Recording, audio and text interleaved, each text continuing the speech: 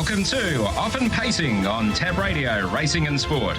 Tim Walker will be joined by Matt Young and Oliver Cownie as they delve into the form for today's Pinjarra harness meeting, as well as an early look at tomorrow's meeting at Gloucester Park. We are Often Pacing.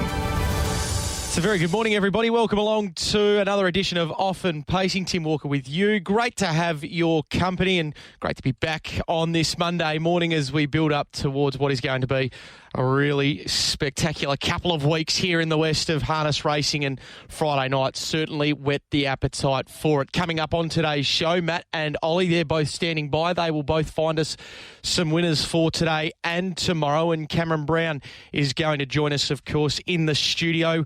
We'll make it somewhat of a regular segment with him every Monday morning, and he will give us the very latest in regards to what is happening in the world of harness racing here. And no doubt at the top of that list is the East Coasters that will arrive tonight on the charter plane for the Nullarbor. But let's not waste any time. Let's welcome in Matt and Ollie. Matt, to you firstly, a very good morning. Good morning to you, Tim. Good morning, Ollie. Everyone tuned in.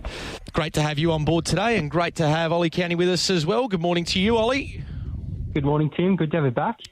Great to be chatting to you once again, gents. We'll rip into Friday night's meeting from Gloucester Park in just a couple of moments, but before we get the horses to follow, we do need to get the closing stages of the Governor's Cup. We had a really important race in this one on Friday night, and hopefully it was going to answer some questions. I think some questions were still left unanswered out of it, but here's the closing stages. Then I'll get both of your thoughts before we get the horses to follow and we tuck into today's Pinjarra meeting. Bonds, 1, 2, 3, back on the inside, Tricky Mickey, Lavrajo still can't get out, 3 wide on the track, Swing Band's about to let go with a run, no run, Valentine's Brook or Mighty Ronaldo, jumping Jack Mack out wider, up to the turn, 28 for the next quarter, Tenzing Bromack just in front of Minstrel, no run Tricky Mickey, no run Lavrajo, out wider Ideal Agent, Swing Band deep from Valentine's Brook in the straight, Tenzing Bromack in front, Minstrel is grinding away, Lavrajo's out now, Tenzing Bromack in front, Minstrel inch by inch, wearing him down. Minstrel goes up. Gee, he's a winner. Minstrel races home into the Nullarbor. Fantastic performance. He summed it up well there, did Richie Bell in the call. He's a winner at the moment, is Minstrel, and we know he's got a wonderful CV. He adds the Governor's Cup to it, and as Adam Hamilton reported yesterday, and also Denny Roberts indicated post-race on Friday night, he will be there for the Nullarbor in 11 days' time at Gloucester Park. So to you, firstly, Ollie, your flinch reaction to watching the Governor's Cup there on Friday night, and how you've come away from it in the couple of days since. It was a pretty frantic tempo early in the race. There's obviously a 35 lead time, but once Tenzing Bromack did get the front and Lavrajo was happy to take a trail on Minstrel, they ran it pretty sedately. It was a 38 first quarter into a 29.9 second quarter, which is pretty slow going for the free-for-all horses. So I thought in the end it was a really good drive on Minstrel to control the race like that, but there was no real knock on a horse like Lavrajo, I thought, coming late in a 27.6. So they both looked primed and ready to go for the Nullarbor off those runs, and there was some probably hidden runs in behind like Mighty Ronaldo and Tricky Mickey, which were probably a bit unlucky. Matt, to you, I guess the question out of that is very much with the Justin Prentice pacing slot. Of course, we know that they've got Never Ending in the race already with Ladbrokes or Entain, and we know that there's now a question on whether they go with Mighty Ronaldo or Tricky Mickey. Justin Prentice post-race, he was none the wiser. What way would you go out of that on Friday night? Well, I think looking at it, I'm always been a fan of Mighty Ronaldo, so I'd say Mighty Ronaldo. I think he's the horse that could sit 3 fence and really give the field that is currently listed in the Nullarbor a fair shake. So he's the way I've always thought they would go. I think Tricky Mickey's a horse that continues to improve, but I just think there's just probably a few more strings to the bow of Mighty Ronaldo. Not sure if I can substantiate that with hard evidence. It's just more of a sight unseen. That's just my opinion of Mighty Ronaldo. But look, I thought the race was really good. I was really impressed with Minstrel. Ollie said they've gone sedate, and they probably have after this horse worked forward, but he had a month between runs going into this, and he was 3 wide in that 35 lead time working forward to the breeze, and has then put them away. I thought his performance was outstanding, and I think he's going to bounce off that really well. So that was my takeaway from the race, was going forward, I thought anything that Minstrel did on Friday night, he would improve on. And it's scary to think that he's just continuing to hold his best form. He's been holding that since probably late November, in and out with runs, and I just thought his performance was brilliant again on Friday. Tenzing Bromac was good, Lavrajo good, Mighty Ronaldo never saw daylight, Tricky Mickey likewise. There's a few that sort of fall into that same category. Diego was bolting in behind them. Valentine's Brook blitzed them by, closed off really well, but never really got a crack at them. So I think that race on Friday night was just a real indication of what the free-for-all ranks are like here in WA at this stage, and it's incredibly even. It certainly is, and Minstrel leaves the Golden Ticket Series with 2 of those 3 golden tickets. So for a fleeting moment, you thought that maybe that there would be another Bond runner that would grab a golden ticket in Tenzing Bromac, but he was denied by the stablemate, who, as the boys have quite rightly said, is in very good nick at the moment. All right, so I set you boys some homework yesterday, and we'll revisit this again in 7 days' time. So your top 3 seeds for the Nullarbor. Ollie, we'll fire it to you firstly before we rip into the horses to follow out of the rest of the GP meeting. So the horse I had on top was Minstrel. He just keeps doing what he does every time. He's so tough, and whenever he does get to the breeze, it seems like he's pretty much always winning. There was one race where obviously Tricky Mickey got through late and just nabbed him on the line, but Tricky Mickey probably had a much softer run, and Minstrel did all the work. So I thought he was the top seed, and then the next one I had there was Lavrajo. I think he's probably shown that he's got a really good turn of foot being sat up. So I don't think he's a one-dimensional horse that sort of has to lead or be on the speed. I think he can be driven with cover and can still finish really strong. And I thought the one that's probably snuck in there in third in the last couple of runs is Jumping Jack Mack. I thought he was fantastic at Bunbury to win there. He made a couple of runs and still was way too strong late. And then on Friday, he just drew terribly and never got into it in probably a quicker last half. So I thought if he got the right run in the Nullarbor, he'd be really hard to beat. Certainly the consensus among certainly a number of the drivers that I spoke to down there on Friday night as part of the Trots WAX coverage, it was tough going to make up ground. So Matt, Ollie's with Minstrel, Lavrajo, Jumping Jack Mack as his 3. Have you got an East Coast flavour in yours? Let's find out. Yeah, look, I've got Minstrel on top for mine. I've been a big fan of the way this horse has gone about things, as I just mentioned before, since November. He just continues to break his own records, and I just think he's the one that's got the best form going into the race.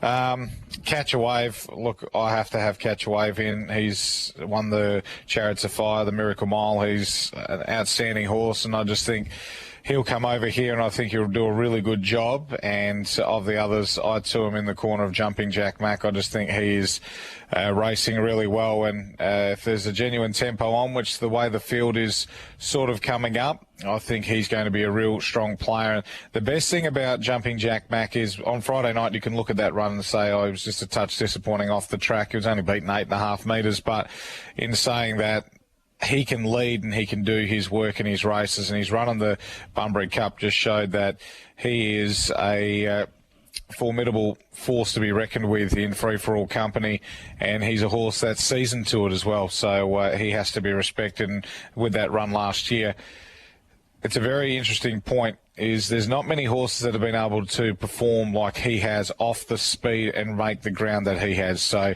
Jumping Jack Mack has been able to break the clock on many occasions, and he's very versatile, and I think he's primed and ready to go. But it's very hard to go past Minstrel at this stage. Yeah, it certainly is. So I went back and watched this as well, knowing that this was coming up, this segment on the show, and watching Friday night again, and your flinch reaction is yes, to go the way that you boys have is with Minstrel. And I just went back and watched Bunbury, and I came back to Jumping Jack Mack. I think there's a number of different ways that he can win the Nullarbor. So for my 1 seed, I've got him there. I then went and watched Hot and Treacherous, and I thought that was the perfect lead-up run. And obviously he's in the tab touch slot. And how can you dispute the record of Jason Grimson and Cameron Hart in feature races. So I've got him there at 2 and I've got Minstrel there at 3. You can't poke holes in what he's doing and what he's done over the past 6 months or so. He's just been in such good form since the running of the WA Pacing Cup at the back end of 2023. So Ollie with Minstrel, Laverajo, Jumping Jack Mac. Matt with Minstrel, Catch a Wave and Jumping Jack Mac. I've gone Jumping Jack Mac, Hot and Treacherous and Minstrel as the 3. All right, so that's the free-for-all ranks. Ollie, to you firstly, a couple of horses to follow out of Friday nights. Out of race 6, there was a horse here, Princess Katie, which I think is actually going a lot better than her form suggests. The previous run, World Secret, she was able to run it down late, but they'd probably gone a little bit more genuine. And on Friday, it was a real dash home, and Princess Katie couldn't quite pick up World Secret. But Princess Katie's just a level 3 filly at the moment, so I think she's eligible for much easier, and when she gets there, she can lead and go well. And then in the stand start, I thought Jill Mac was fantastic, burned off the gate, but burned off the stand, and she was really good, and then was probably a little bit unlucky in the end. She was really flashing late, and if she got a clearer crack at them earlier, then she would have gone real close because she was only beaten 3 metres.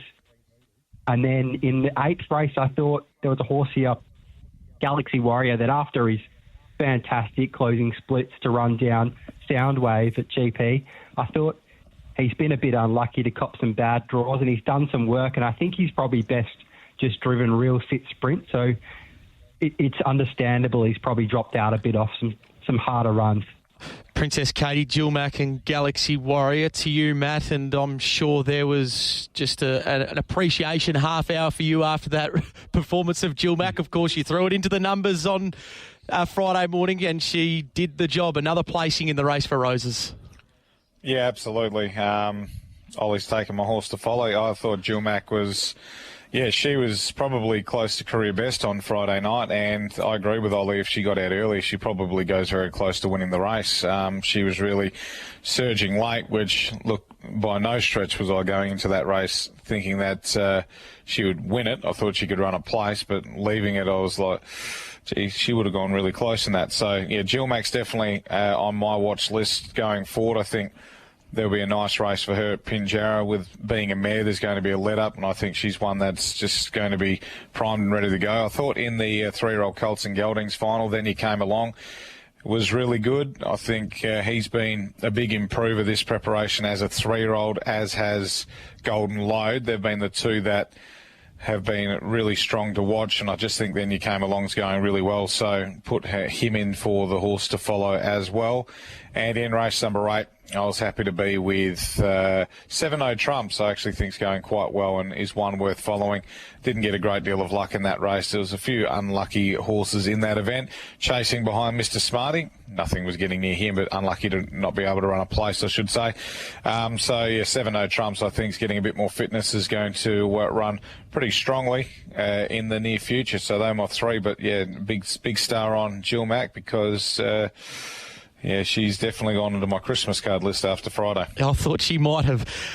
So, Jill Mac across the board. That's a unanimous decision from the boys. Princess Katie and Galaxy Warrior for Ollie. Then you came along 7-0 Trumps for Matt. All right, let's turn our attention today to Pinjarra. You mentioned that there might be a race in time for Jill Mac at Pinjarra, but let's get some winners today. Ollie, we'll start with you, and your first best is coming up in race number 2.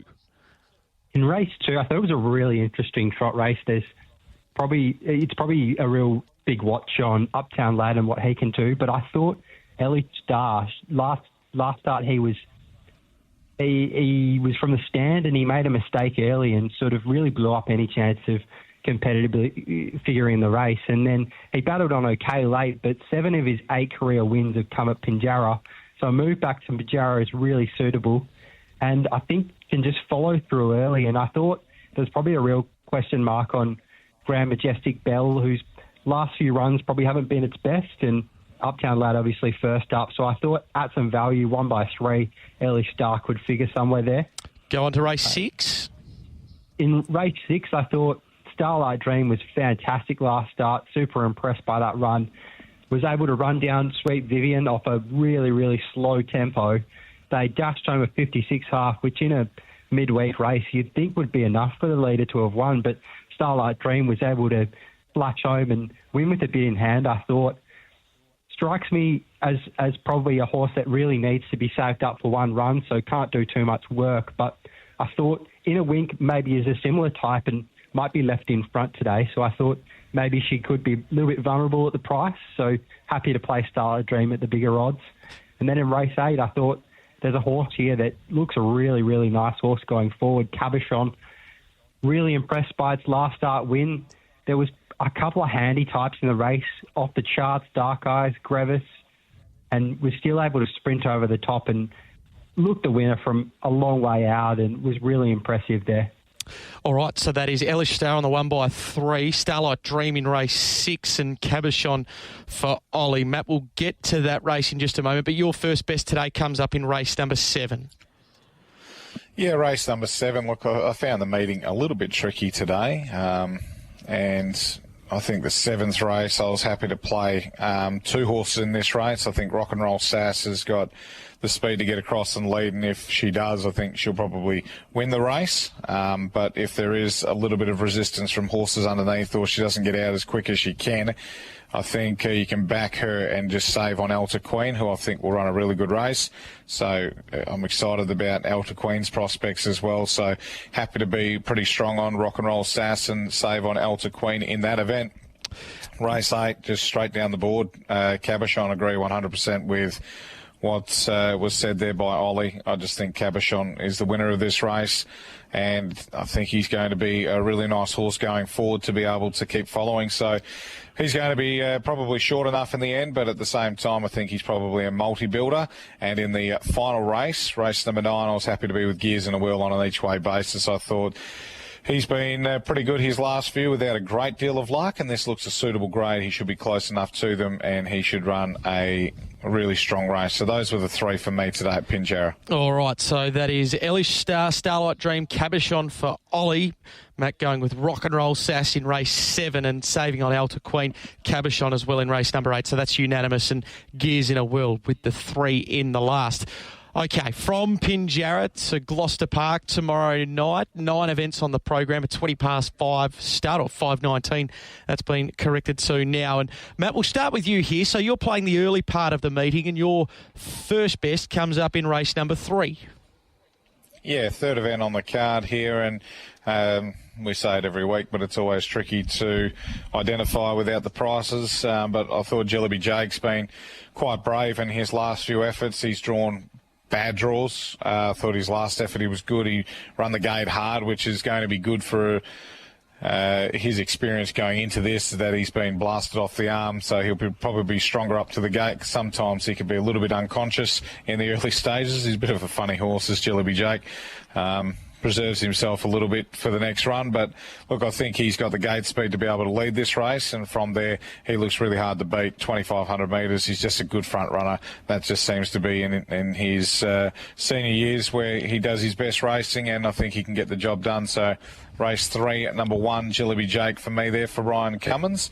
And in race number 4, I was with Beach Captain. I thought the win on Saturday at Narrogin was brilliant, and I initially was in the corner of Swaggerman, but look, he's probably going to need a little bit of luck from the draw, and I think Beach Captain can be driven pretty aggressively here over the 2,500, and happy to be with Beach Captain in race 4, number 7. Jellyby Jake in race 3 and Beach Captain in race 4, which is where your first best of tomorrow night comes up as well. Ollie, are you singing from the same hymn sheet? No, I'm not. I thought He's a Cool Mac was fantastic last start. Really impressed by that run. I was in the corner of Nancy Kay, and I thought could maybe just get away with a bit on the front end. And He's a Cool Mac out outside and was way too strong. Came home 57.6 and looked to do it really easily. So I think there is a slight query on him at the trip, but I thought if he could force his way to the top, then he'd be pretty hard to beat in this race. The start prior to that, he was pretty unlucky. He copped a flat tyre after sustaining a pretty long run and just going down late. So I think here, if he can push on to the top, he'd be really, really hard to beat. And then in race 9, there's a horse that's still a maiden here after 5 starts, Cindy Secret. This looks a pretty suitable race for me to think she can break through. She raced really well for Carl Symington, who drives her again here. Led the wide line last start ahead of Better Have Faith, who's now broken its maiden on Saturday night. The danger looks to be Lady Violetta, but I think first up from a spell, few months off, has always been a bit of an enigmatic horse, one from 29, so I thought was happy to take her on at probably a short price and back Cindy Secret to win. All right, so that is for Ollie there in race number 9, as well as He's a Cool Mac there in race number 4, Matt, with Jillaby Jake and Beach captain in race 3 and 4 respectively. Just one that's come through off the Retrovision text line as well, gents. Do you think that the Mickey Taker is up there with one of the more underrated horses in the state? Matt, your take on that? Probably not. I think he's rated as well as he is. He is what he is. Yep. I'm not sure. I guess the question has to be thrown back on that listener as to how good do they think he is, I guess, because I think he's a sufficient metropolitan pacer that's going to win his fair share of races, and I guess it's just how high is their ceiling, because I think he could make it to free-for-all one day, but at this stage I think he's well placed in his class that he's in. All right, we'll leave that there, gents. We do have to move on. Matt, we'll catch you on the Trots WA X page today. All of the interviews down there at Pinjarra, and then again tomorrow night at Gloucester Park. Absolutely right. Cheers, Tim. You have a good day there. And Ollie, all the very best. We'll catch up with you again next week here on Off and Pacing. Thanks very much, Tim. There is Oli Cownie and also Matt Young. We'll take a short break. Cameron Brown with us on the other side of it. Tool Must. Get the right tool from the start. There is West Aussie as a golden sunset over Mullaloo Beach. With the biggest range of tools and equipment, Toolmart has been caring for their customers for over 40 years. And they're still about their customers. Toolmart, the West Aussie store for West Aussie people. With 12 great stores, there's one near you. Toolmart.com.au. Toolmart. Get the right tool from the start. Gloucester Park comes alive with the running of WA's richest pacing event, the Tab Touch Nullarbor. See the state's best pacers and quality interstate raiders battle it out for a piece of the $1.25 million in prize money. Bring all of the family. There'll be trackside entertainment all night, a wide range of food stalls, and a spectacular fireworks show after the last race. For a special night, book into one of Gloucester Park's many restaurants. The Tab Touch Nullarbor, Friday the 19th of April at Gloucester Park. On Tab Radio, Racing and Sport, this is Off and Pacing. It is great to have your company on this Monday morning on Off and Pacing, and it's great to have with us in the studio this morning, of course, the head of harness racing and special projects here at Racing WA in Cameron Brown. Good morning to you, Cameron. Hey, Tim. How are you? Going very, very well. Of course, it's a very busy time in harness racing at the moment, and we did see the release that was put out to the industry last week, and as part of that, the early starts was mentioned, and the early start last week, at least for the final Friday of daylight saving time, and the meeting got underway prior to 5 o'clock. How did this come about, and how you saw it on Friday night? Yeah, thanks, Tim. It was an interesting one. Within the harness racing team here, we're always trying to evolve. We're trying new ideas, and in short, we'll do whatever we can to make the sport better. So on Friday it was for those who, of course, aren't from the eastern states. It was the last week of daylight savings. So often in the previous Friday nights in the daylight savings time, our last 3 races are really late into the Melbourne-Sydney audience, and we do know that about 70% of our wagering does come from over east. So on Friday night we played a bit of a trial and effectively swapped the last 3 for the first 3. And those 3 were scheduled to be on Sky Racing 2 from about 4:20 rather than our usual 5:30 time slot.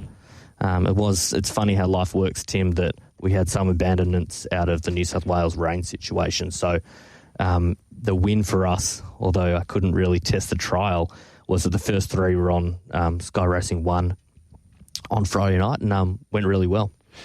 In terms of fast-forwarding 6 months, is this something that you'd look to do early in October, knowing that that's when certainly the night thoroughbred racing starts again over on the East Coast once daylight saving goes back? Yeah, absolutely. I think from October, Sky Racing will put these 3, if we can get them in, back to Sky 2. Okay.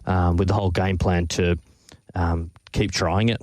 And look, if it comes a permanent fixture, that would be great one day, with the aim of the game to try and get all 3 earlier on Sky 1. And just for those, for the listeners out there, it is interesting from our early numbers that race 1 on Friday night, which was a country staked race, Tim, was actually the highest turnover race of the card, followed by race 3, then race 2, all which turned over more than the Governor's Cup. So that 7:30 prime time Friday night, Eastern State time, clearly pays off. So is there merit then in doing it when daylight savings like we are facing? And I note that we are scheduled to go back to that 5:30, just prior to 5:30 this week. But is there merit in perhaps looking at that over the winter period, and going by some of the social media feedback to this industry release that was put out, that the earlier starts were welcomed here in the West? Yeah, I think it's worth tinkering even in the non-daylight saving time if we can as well. It might not be 3 races, it might be 1 or 2. But look, it's not just all about turnover, it's the participants I'm a bit worried about, and those that are driving back to Bunbury, Capel, Aidan DeCampo, Justin Prentice, all these type of people that are invariably in the last at 10:30 and have a 2 or 3 hour drive home, and then straight up to work horses Saturday morning. It's a fair bit about participant welfare as well from my perspective. I know it was Good Friday, so it looks a little bit different on Good Friday with the number of meetings that we do have, but in a couple of weeks' time there will be another Friday night footy game at Optus Stadium. Of course, Fremantle being involved in that one. Is that a night where you could look to start early as well, potentially, to ensure that participants can get out before the footy traffic? Yeah, it's something we definitely need to be wary of, Tim. Yeah, absolutely. We'll be working with Mick Radley and the Gloucester Park team to just make sure that works as best as we can. It's maybe I shake my head. It's maybe this is why Fremantle Football Club are playing well and they get the Friday night slots. It's a new adventure for us a little bit to work around Friday night and Fremantle playing well. Of course, Cameron Brown is with us in the studio this morning. Another part of that industry released last week, the numbers that were put out as well in regards to the fields and the makeup of the fields. So we went through the period of December, January, and there was a little bit of a letdown post all of our feature races. You think Oaks, Derby, Pacing Cup, and we had the 2-year-old races as well. But to see the steady improvement of the number, not only the number of races, but also the number of horses in each of the races, that must be pleasing to see. Yeah, really pleased with the last 6 or 7 weeks since we made the change. We're really just trying to program the best as we can to the population. That's what it comes down to. And we need to be, I suppose, more agile, think on our feet a little bit better, and not program exactly the same every month, every year, and expect a different result. So we'll continue to tinker, and that starts again after our good efforts, a good performance the last 5 or 6 weeks. We'll keep shifting as much as we can to make Friday nights as a start more competitive and fill fields.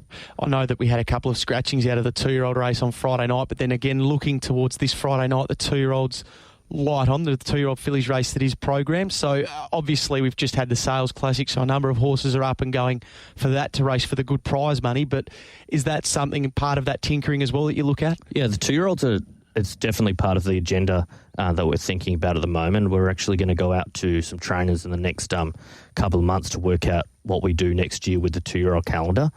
I wonder a little bit if we publish a guaranteed calendar earlier in the year and say, hey, you know what, this is when we're going to race, and nominate in these periods when we're going to put on the really good stake races and not for the others. We definitely want to fill fields and have one race of 10 rather than 2 of 5 or a race falling over. And we're definitely cognizant of these fields being light on. I know the Friday night full price race was the first one in a month, and we still got only a handful of runners. So it's something we definitely have to consider.